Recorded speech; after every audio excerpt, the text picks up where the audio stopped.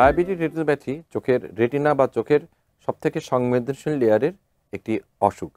Diabetes যখন চোখের রেটিনাকে আক্রান্ত করে তখনই আমরা তাকে বলি ডায়াবেটিক রেটিনোপ্যাথি। ডায়াবেটিক রেটিনোপ্যাথি হলে চোখের রেটিনাতে রক্তক্ষরণ হয়। যখন অল্প রক্তক্ষরণ হয় তখন আমরা তাকে বলি নন প্রলিফারেটিভ ডায়াবেটিক রেটিনোপ্যাথি।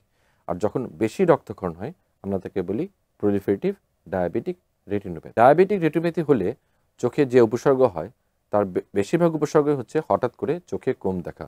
সাধারণত চশমা দিয়েও যদি আপনি চোখে কম দেখেন, অর্থাৎ লেখা পড়তে না পারেন, বা চশমা দিয়েও দূরের মানুষটা বা কাছের মানুষের মুখটা যদি ঝাপসা দেখেন, তাহলে মনে রাখবেন আপনি যদি ডায়াবেটিক আক্রান্ত হয়ে থাকেন আপনার রেটিনোপ্যাথি হওয়ার একটা সম্ভাবনা আছে।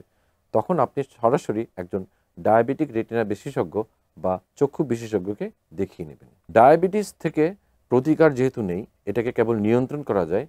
ডায়াবেটিক রেটিনোপ্যাথি অনেকটা তাই। হ্যাঁ, আপনার হয়তো ডায়াবেটিস নিয়ন্ত্রণে থাকলে ডায়াবেটিক রেটিনোপ্যাথি হওয়ার সম্ভাবনা কম থাকবে, তবে অনেক বছর ধরে যদি আপনি ডায়াবেটিকে আক্রান্ত হয়ে থাকেন তাহলে মনে রাখবেন কিছুটা হলেও আপনার ডায়াবেটিক রেটিনোপ্যাথি হতে পারে। তাই আপনি যদি একজন ডায়াবেটিক পেশেন্ট হন, অবশ্যই একজন চক্ষু বিশেষজ্ঞ বা রেটিনা বিশেষজ্ঞকে আপনার ডায়াবেটিক রেটিনোপ্যাথি আছে কিনা জেনে নেবেন।